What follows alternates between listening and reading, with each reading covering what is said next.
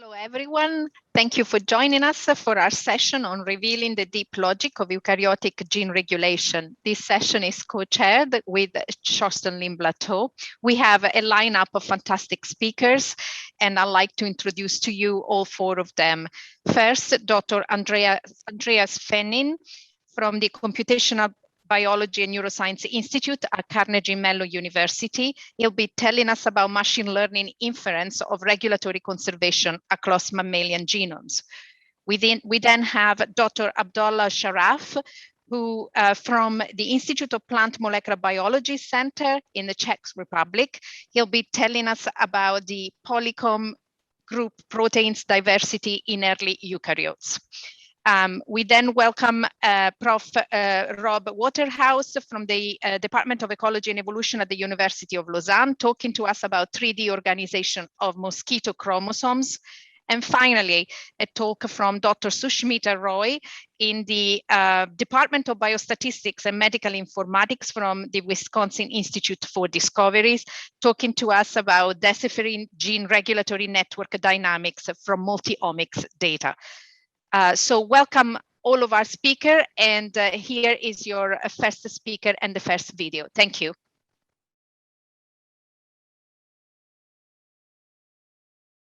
Thanks for inviting me to speak today. So I'm going to talk today about some machine learning approaches that my group is using to understand genotype-phenotype associations focused on enhancer regulatory elements. The method I'll talk to you about today is called TACIT, or Tissue Aware Conservation Inference Toolkit. And essentially, we're trying to ask a part of the question of how do we make sense of all of the new genomes being sequenced. And I'm going to focus today on applying our methods to the 200 mammals or Zoonomia consortium sequences. Now, our goal is to annotate tissue and cell type specific enhancers across these new genomes that are being sequenced with the ultimate goal of relating them to complex traits. Now, this, of course, has a number of challenges. First of all, there's relatively low sequence conservation. Even within a given species, it can be difficult to interpret cell type and tissue specificity.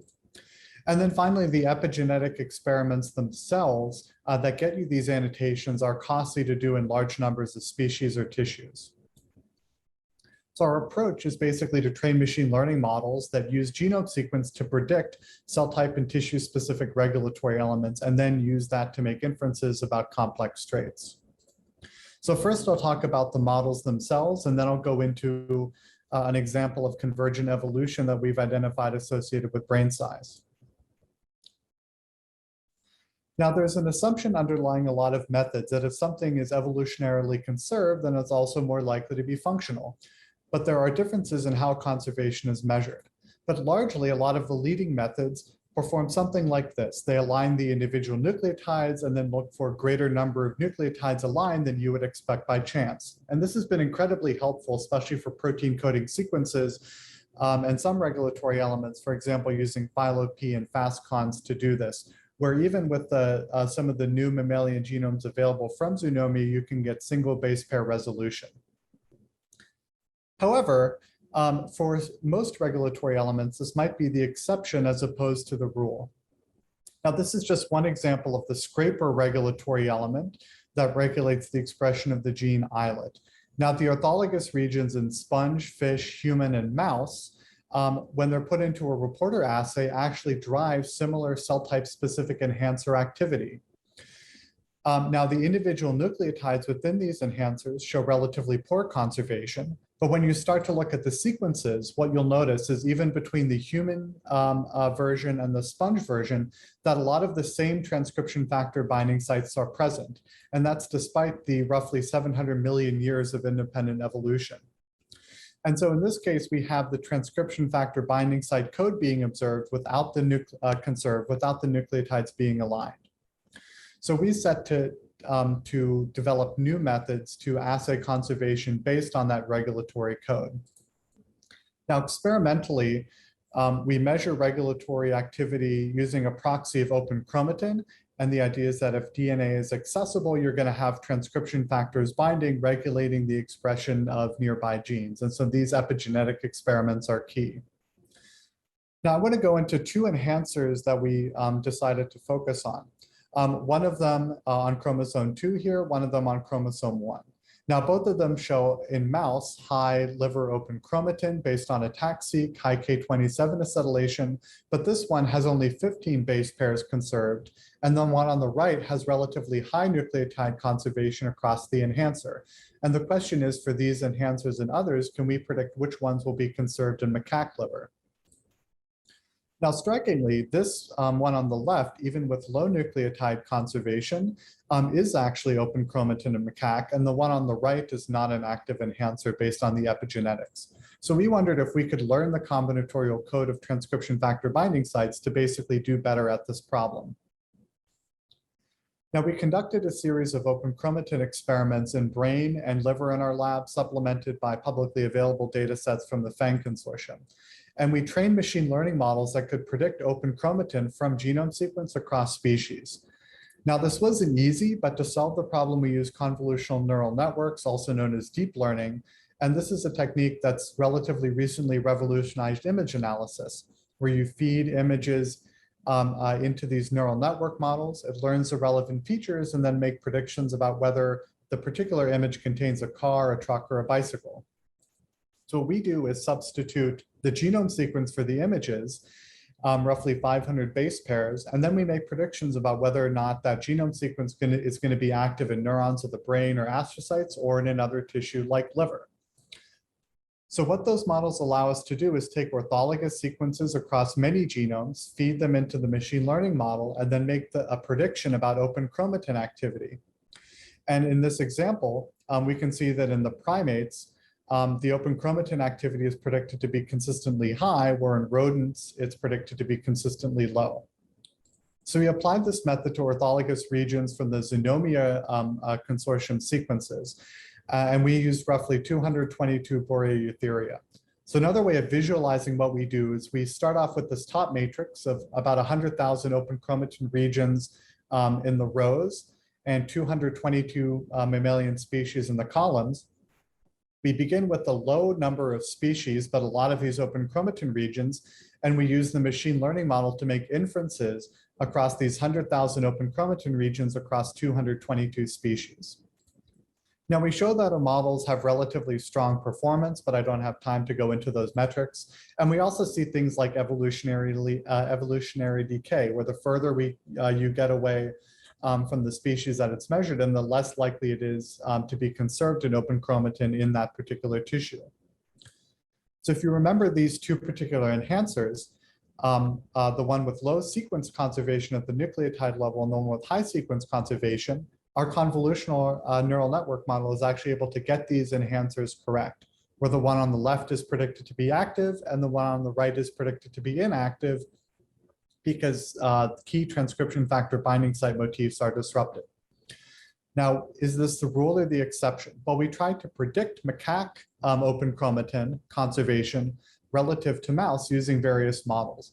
Now, for FastCons and PhyloP, you can basically see a small shift up in conservation scores if the liver activity is conserved.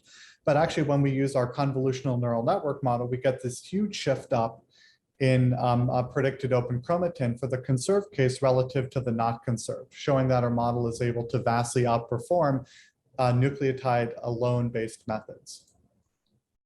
Now, I have a couple of notes on methods development that I'll show here, but I'm not able to go into any of them in detail right now. I do want to talk about our example on convergent evolution and brain size. So brain size is a convergently evolved trait, and that you can see across the mammalian tree here, larger brains have evolved in multiple different clades. But what you'll notice in this chart here is that as the body weight increases, the brain weight increases as well. But you'll also notice that there are some exceptions. So for example, humans and dolphins have larger brains relative to their body weight than you would expect, but elephants, even though their brains are large, it isn't necessarily different from what you would expect based on their high body weight.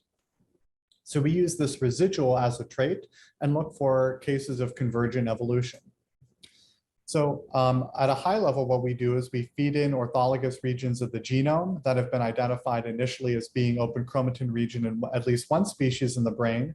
We feed those orthologous regions into the convolutional neural network to get a predicted open chromatin level, and then we can relate that to the phenotype of this brain size residual.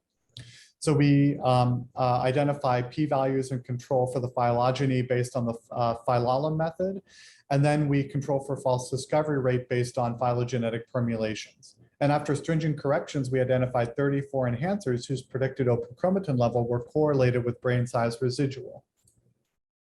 Now, 8 of those enhancers were within 1 megabase of genes whose mutations are associated with microcephaly, smaller brains, or macrocephaly, larger brains, and a further 18 were within 1 megabase of genes whose mutations were associated with neurodevelopment. And this is more of a rule. Basically, if an enhancer tended to be near a known human brain size gene based on OMIM, the p-value tended to be significantly lower. Now, one example of here is an enhancer in this LRIG1 locus that we identified as convergent. It's expressed in the mouse cerebral cortex and regulates adult neural stem cell development. And we can see that the predicted motor cortex activity on this axis is highly correlated with brain size residual on this axis within cetaceans. It's to the point where even closely related cetaceans, in this case dolphins, with similar brain size residuals, with different brain size residuals, show a different prediction in motor cortex activity. So to summarize, we've built this pipeline for identifying convergent evolutionary events. And in addition to applying this to candidate brain size enhancers, we've applied it to social behavior, longevity, and we even have cases in vocal learning where both proteins and nearby regulatory elements show similar patterns of convergent evolution. So I'd like to thank the members of my lab, especially Irene Kaplow, Daniel Schaefer, and Morgan Worthland, and also the people in the lab working on disease interpretation. Thanks.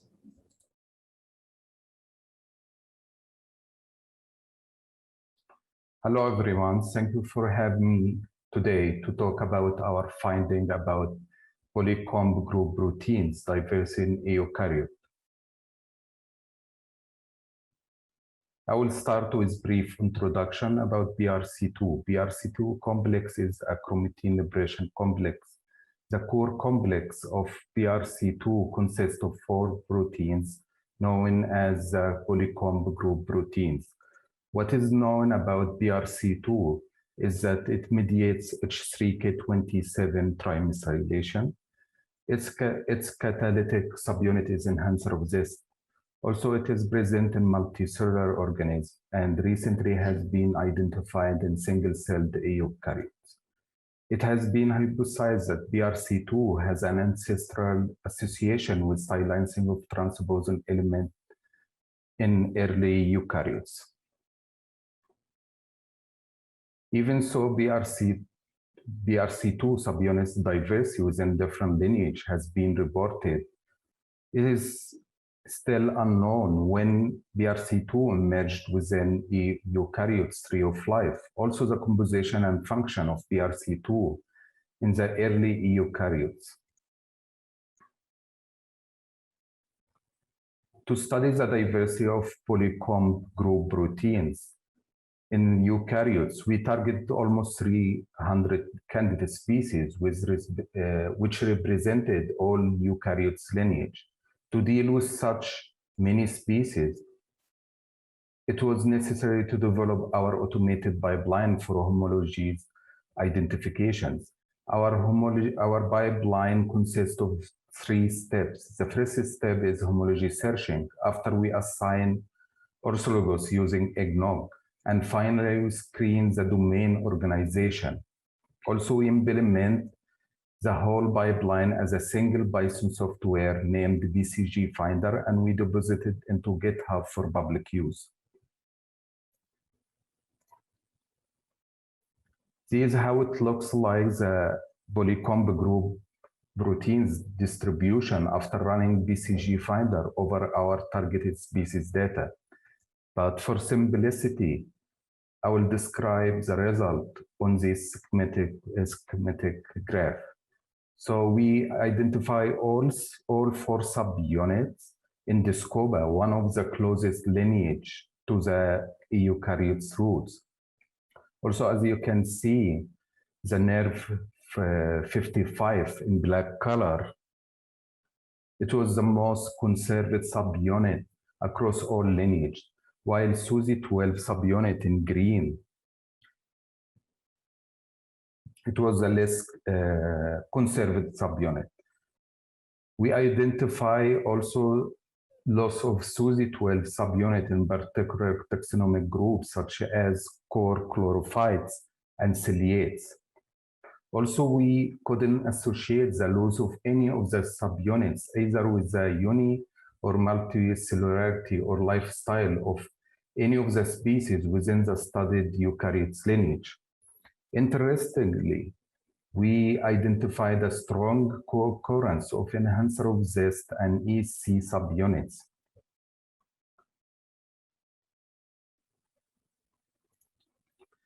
Next, we studied the evolutionary relationships between the identified homologous using phylogenetic analysis. Today, I will focus only on enhancer of zest subunit, since it is the catalytic and the most important subunit in BRC2. Our phylogenetic tree clusters the identified homologous into 5 clades. Also, the domain organization here shows that the high eukaryotes have a more complex domain organization. I have to mention also that ciliate sequences of clade number 2 here have been identified before and described as enhancer of zest-like classes. Additionally, this class shows the ability to methylate both H3K27 and H3K9.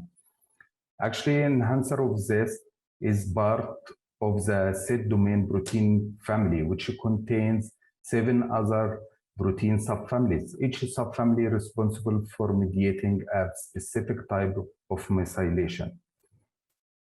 Also, SID domain protein had been found not only in eukaryotes, but also in bacteria and archaea, while it hasn't been searched on the new group Archaea asgard here. Next, we want to explore the eukaryotic and prokaryotic SID domain evolution relationships.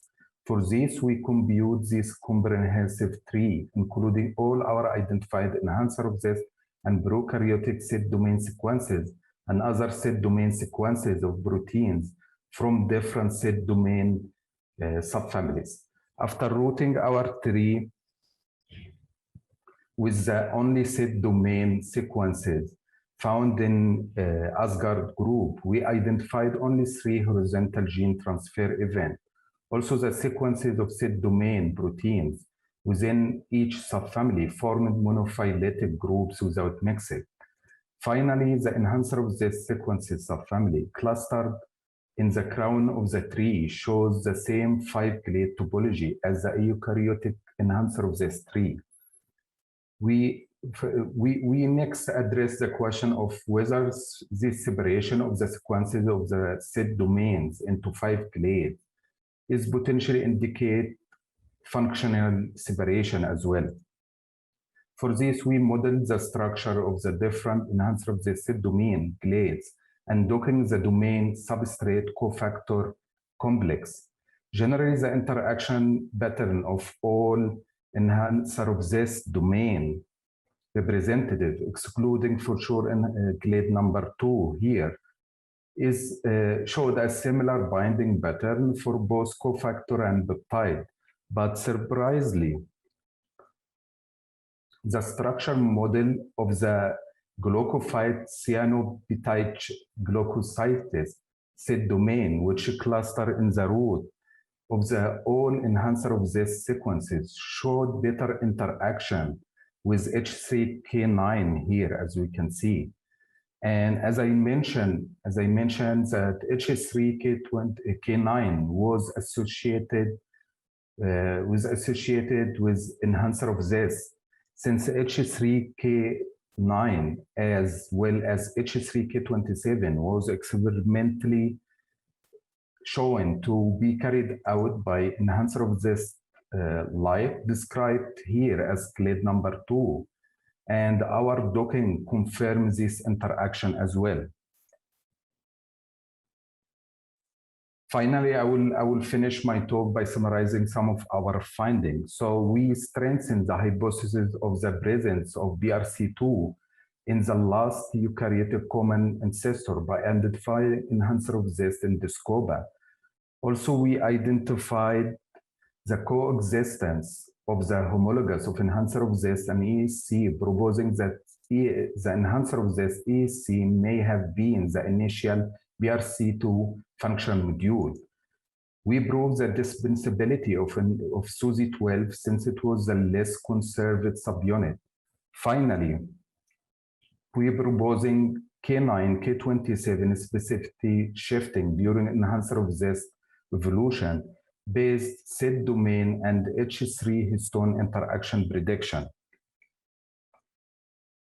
So finally, I would like really to thank you, all of you, for attention, and also I would ask all my colleagues, especially Eva Muzgova, my BI, Malika, my colleague, and also Miroslav Obernik, our collaborator, to contribute to this work. Thank you so much.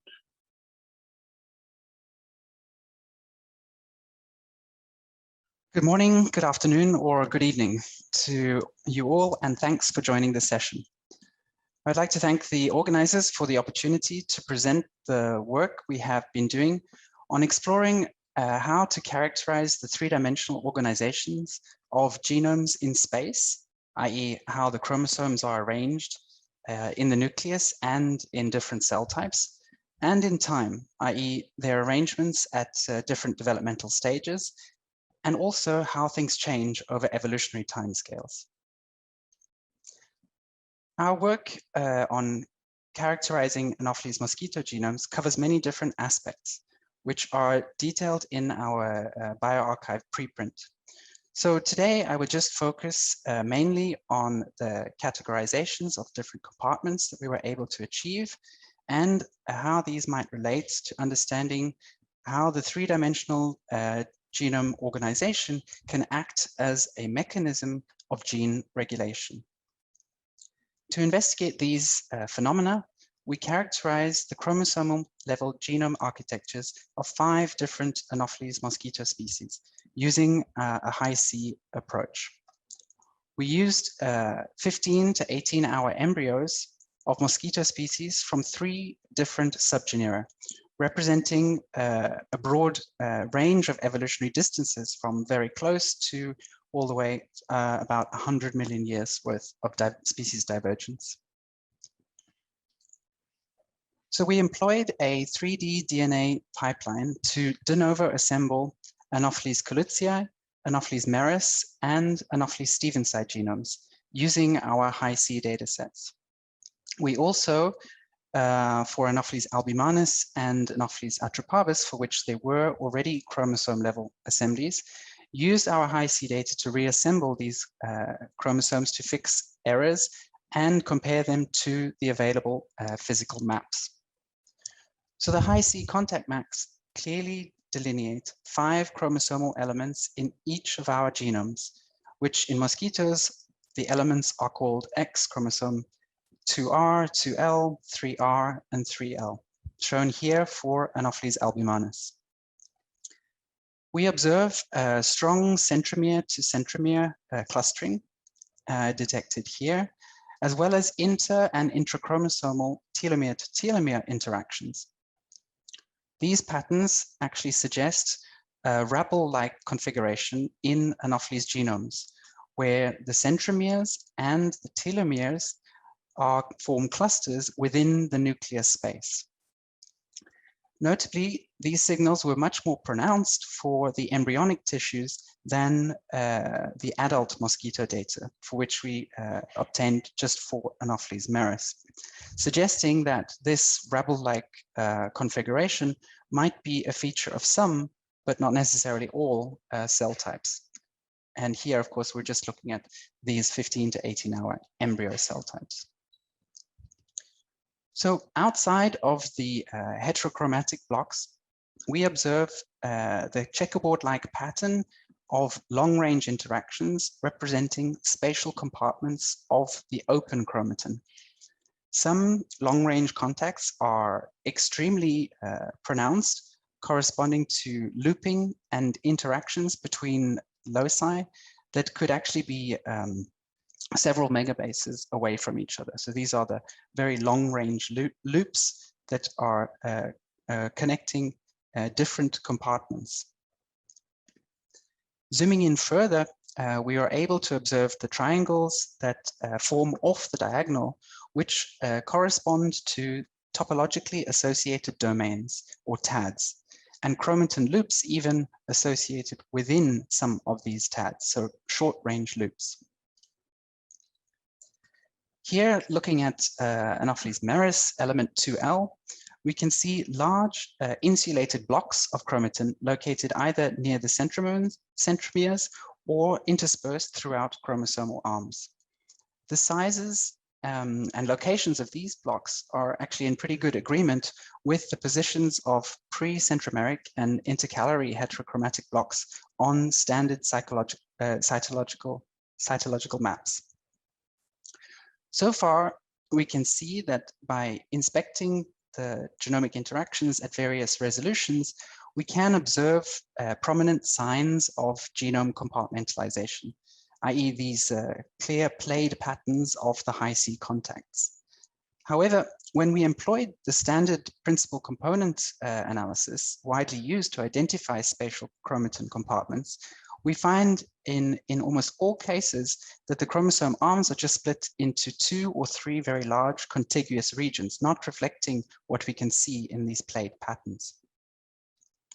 And this, we think, could be explained by this Rabel-like configuration of chromosomes, where the signal coming from the centromere and telomere clustering completely dominates over all the other interactions. And this is in fact supported by our analysis of samples from adult Anopheles meris, where the Rabel-like signature was actually much less pronounced, and for which the standard PC1 analysis was able to define compartments that agree with these plate patterns on all chromosomes. So to get around this, we developed a new approach that relies on local smoothing, which reduces noise in these long-range interactions, followed by the normalization of the Pearson's correlation values within small blocks of the data matrix before calculating the first principal component. And with this, we were actually able to define a binary classification of compartments using this contrast-enhanced PC1 values, here shown as red and blue compartments for Anopheles albimanus data. To examine how these Anopheles chromatin compartments might be related to genome-wide gene expression regulation, we also performed RNA-seq on the same embryonic stages as we used for the Hi-C library preparation. And we found that compartments show moderate correlation with expression levels. Here, the actual enhanced PC1 values against the expression level, and here just the peaks of expression occurring quite well aligned with the open active red compartments here, with slightly lower correlation with the gene density across the genome and only a weak correlation with GC content. So the loci here belonging to A compartments, shown in red, are showing much higher gene expression levels. So although most compartmental interactions are attenuated in these embryonic cells, presumably due to this Rabel-like configuration of the chromosomes, we are still able to distinguish distinct chromatin compartments that show a difference when you look in terms of expression through RNA-seq. So we've using our Hi-C maps, we identify patterns that suggest this Rabel-like configuration in Anopheles genomes. We identify several long-range looping interactions. We are also able to see patterns that correspond to compartments that contain identifiable TADs. And although the standard PCA fails to identify compartments in these data, possibly due to this Rabel-like configuration, our contrast enhancement approach was able to get around this and clearly distinguish transcriptionally active and inactive compartments in mosquito genomes. So overall, a rather brief overview, but hopefully you gain some insights into what we're able to explore when we can build 3D maps of genomes in space and time to begin to understand how these phenomena could impact genome function and evolution. With that, it remains for me to thank all of my collaborators on this project and the lab members who also contributed. And a quick shout out that I am currently recruiting for a postdoc. So hopefully now there's time to take some of your questions. Thank you.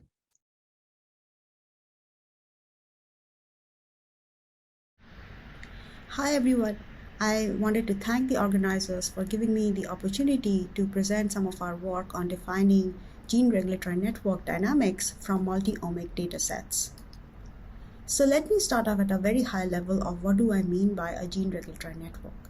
These networks can be thought of as the control machinery in cells, and in its most simplest form are networks that define connections between transcription factor proteins to target genes. And we depict these connections using directed graphs, for example, in this slide where we are trying to show connections between these two abstract transcription factors X1 and X2 to the target gene Y.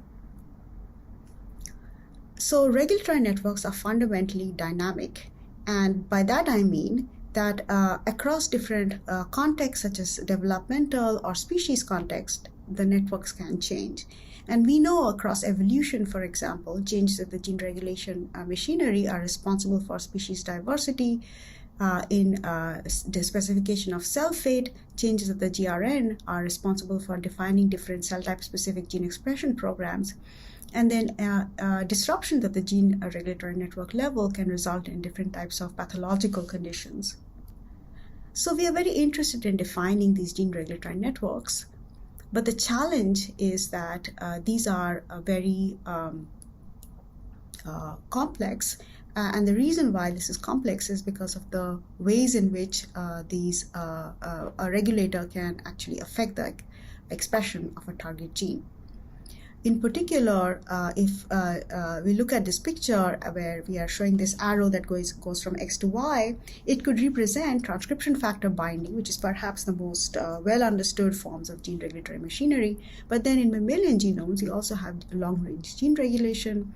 We have the chromatin environment that can influence whether a transcription factor can bind to a particular a region of the DNA. And then finally, there are post-translational modifications that are established by signaling proteins that can result in changes in the activity of a transcription factor.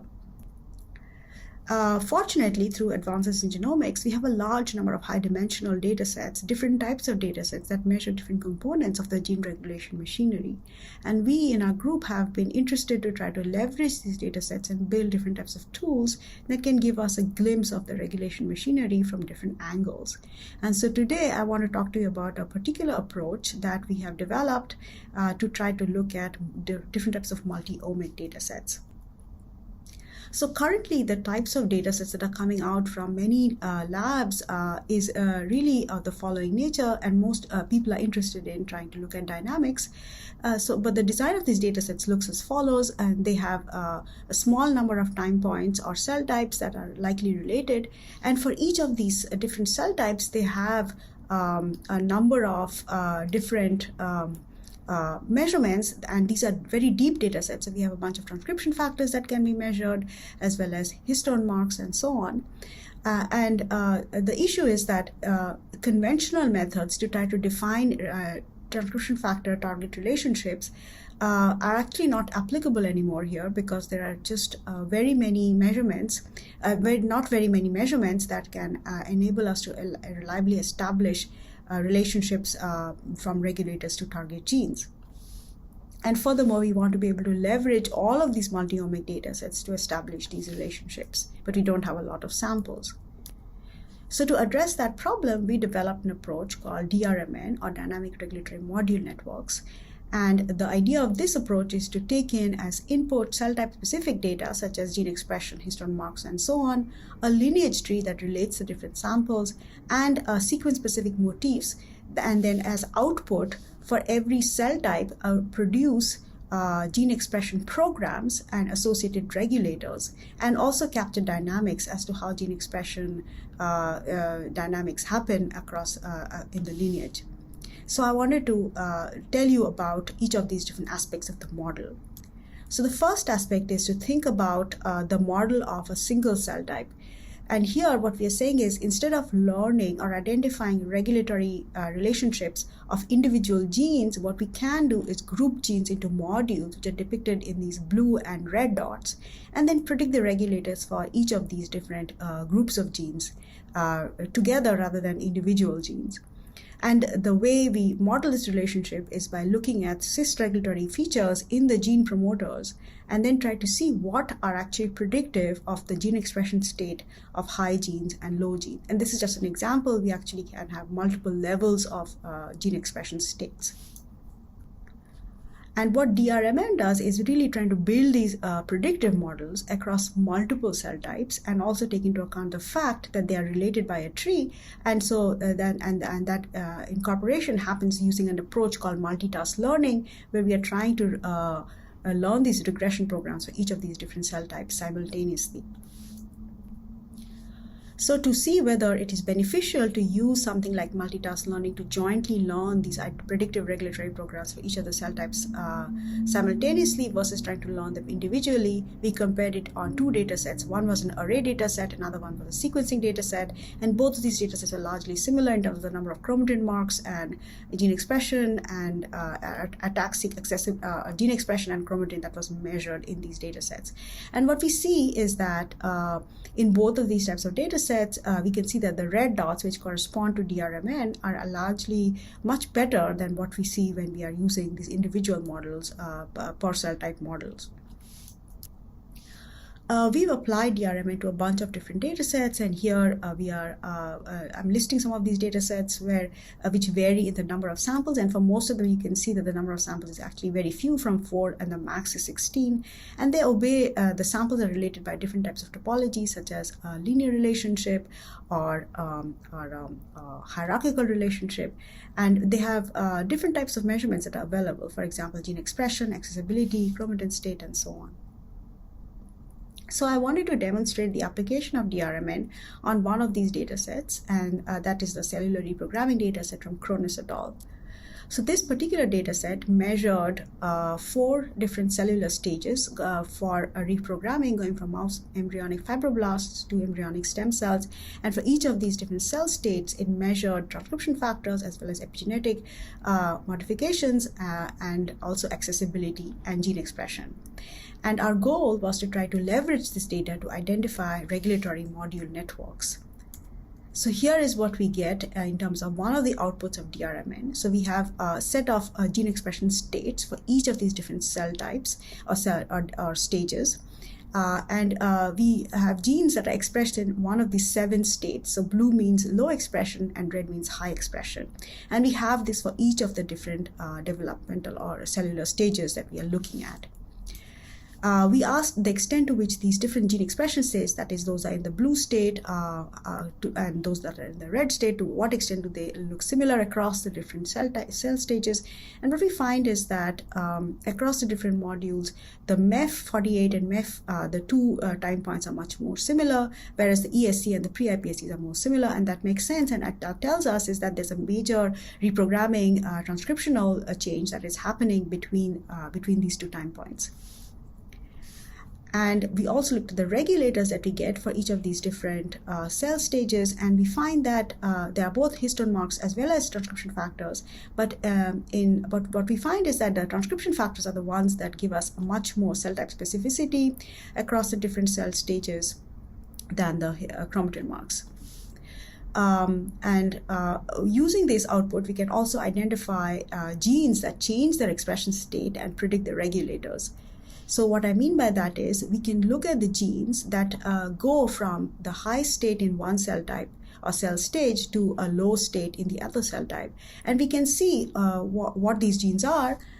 For example, in this case, we found these 2 expressions, 2 sets of genes where some of them go from the induced state in the ESC pre-iPSC state to a repressed state in the MEFs, and the other gene set goes in the opposite direction. And these might be interesting gene sets to look at in terms of the context of cellular reprogramming, because it can help us to identify what might be potential regulators that can be manipulated to try to change gene expression to make reprogramming a much more efficient process. So using DRMN, we've predicted regulators for each of these gene sets. And what you're seeing here is that really many of these gene expressions are predicted by a combination of histone marks and transcription factors. And these give us some interesting leads to follow up in terms of trying to, again, perturb regulators that could be that could be used to gain more insight into the dynamics of the regulatory process in cellular reprogramming.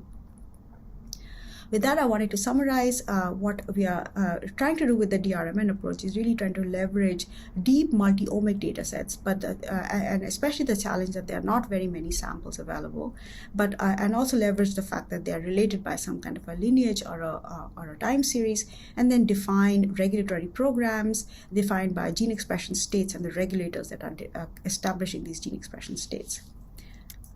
With that, I wanted to thank my group and our collaborators and our different funding agencies, and I wanted to thank the audience for listening to this presentation. Thank you, everyone, for the lovely session, and we can go straight into questions. There are many questions, and so I'll start off with a question for Andreas. Actually, it's a lot of questions. Is the ML predictor or training parameters that you are using publicly available? Can it be expanded to other species, or are they specific for mammals?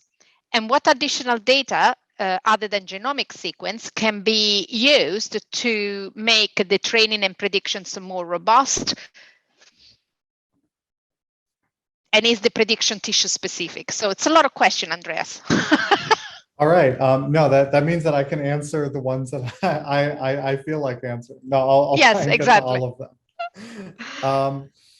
Okay, so first of all, the training is tissue specific, and that's actually a very important point because you're going to learn a very different regulatory code for one tissue than another. So that answers that question. In terms of the data and training params or the predictor being publicly available, we do have a lot of details posted on a bioRxiv preprint from Irene Kaplow in my group, Kaplow. That doesn't actually include the specific model that I talked about throughout most of the talk related to brain size, but it actually does include some basics and actually a lot of the details of how you do the training and what the parameter are used. And there's a link to some of the data that's publicly available, including some that was collected by my group and others, which is available from the FANG consortium online. In terms of it being expanded to other species, that's a very good question. I think there is nothing specific about these methods that they necessarily need to be applied in mammals. My own group uses mouse as the laboratory animal, which is, I would say, why we started with mammals, but we've already been thinking about exploring in other species like birds. But I think as long as you have a transcriptional regulatory code and data from more than one species, which is really helpful, then you should be able to learn those parameters for orthologous cell types or tissues. And then finally, what other data other than genomic sequence would be beneficial for training and prediction? So this is actually another important, allows me to make another important point. So we're solely training from ATAC-seq, and the width of a lot of the ATAC-seq peaks is about 500 base pairs. So I think you could, be able to, if your data set takes in genomic sequences from around that size or smaller, like transcription factor binding sites, I think our method will work relatively well. There are other groups that have used, let's say, broader sequence features to make predictions across species, but it's not clear if you can use those to directly relate back to the genome sequence. So I would say probably ATAC-seq and transcription factor binding sites through ChIP-seq are the major data sources, and you would probably need to make differences in the methods if you would like to use other data sources. Thank you very much. Good questions, good answers. So we have a question for Rob, and it's rather specific but favored by multiple people. You mentioned that you used Pearson correlation for PCA1. If the goal was classification, was ranked Spearman correlation performed as well?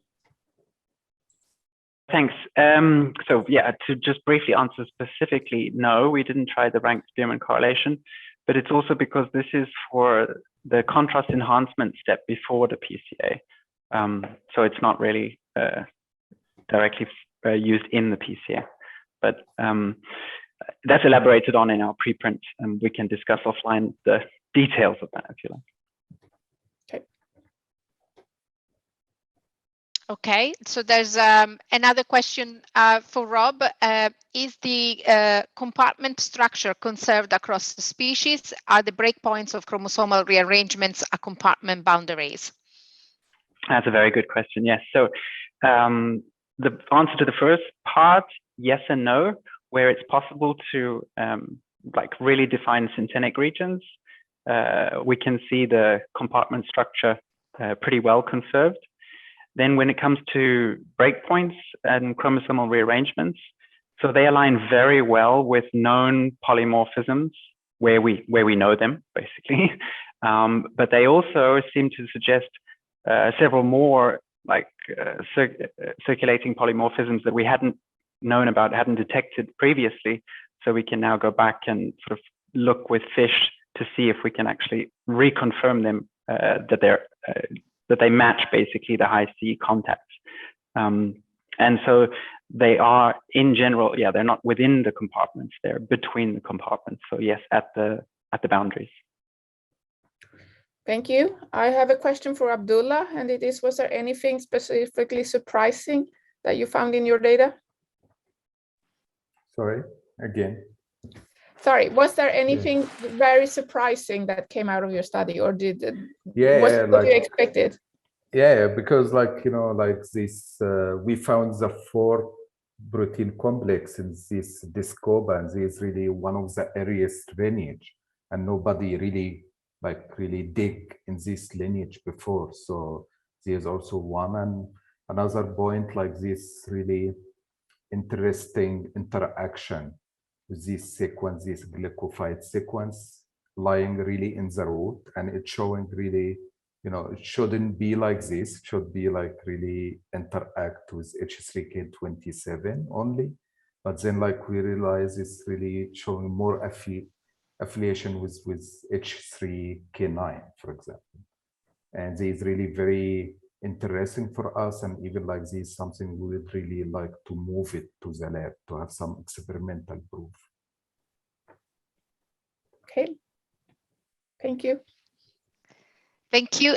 We've got a couple of questions, Rob, on your PCA, and one of these is with regard, I didn't catch exactly how the PCA works. I'm curious if you tried the reduction method that they use convolution over the contact graph, example VGAE.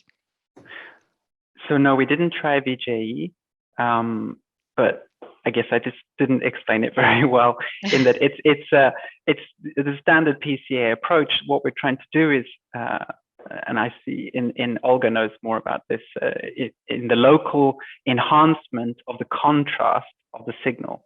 And when you pre-process the signal to increase the local signal, if you like, then you can perform the fairly standard PCA analysis. So it's not reinventing that part of the analysis. It's just working on the contrast locally to be able to then fish out these compartment patterns. Good, thanks. A comment and a question. So Olga says they are for Andreas. Olga says they are generating ATAC-seq for hundreds of million species. Presumably that's good, but can you predict how many species you need to really improve your power of the ML? Yeah, that's a really good question. So it doesn't just matter which species. It doesn't just matter how many species you have, but how distantly related they are. So we kind of make an assumption that there's a lot of conservation of that cis regulatory code. that basically the same sequence is going to lead to the same pattern of activation in one species relative to another species. Now, of course, this is more likely to be true if you're dealing with something like human and chimpanzee, and less true if you're dealing with something like human and mouse. There are, of course, trans differences that contribute across species. So we, for example, have been able to build very accurate models with a minimum of 3 species. If we want to get large portions of the mammalian tree, ideally those species would be, something in primate or Uroconta, something in rodent or Glires, and then something within Laurasia. And really that's enough to do quite accurate. And then beyond 3 species, let's say the benefits become slightly less strong. But I don't know if that's going to hold. That's true for the brain tissue and the liver tissue and some of the cell types we've looked at. But I could also imagine, for example, especially if you're dealing with features of the immune system, that having more species might be necessary to learn a very dynamic regulatory code. Cool. But that's a fantastic resource, and I'm looking forward to taking a closer look at it. Okay. We have one more question that I see, and this one is from Olga, and again, it's for Rob, and that's about the PCA analysis. Olga wonders whether it can be done locally near the diagonal, that this worked very well for Aedes aegypti as part of the AGWG effort. So could you elaborate a little more on the tissue's dependencies? Yeah, so on the question of doing it locally, yes, of course, that also works. We went for the enhancing contrast, which seemed to work in our hands for the data we had. On the tissue dependency, yes, we think it could have something to do with the rate of replication. And I was really interested to see Olga's talk earlier, because I think I learned a few things there about what we understand is going on in these rubble-like conformations. So it's probably related to the speed of replication, yes, and what's going on in the nucleus, and how dynamic it can be depending on the speed of the cell cycle. Yeah. Okay. Well, thank you very much. I'd like to extend thank you to everybody on this phenomenal session. It was really fascinating. Thank you very much to all of our speakers. Please tune in with the remaining of the conference and the activities. And thank you very much.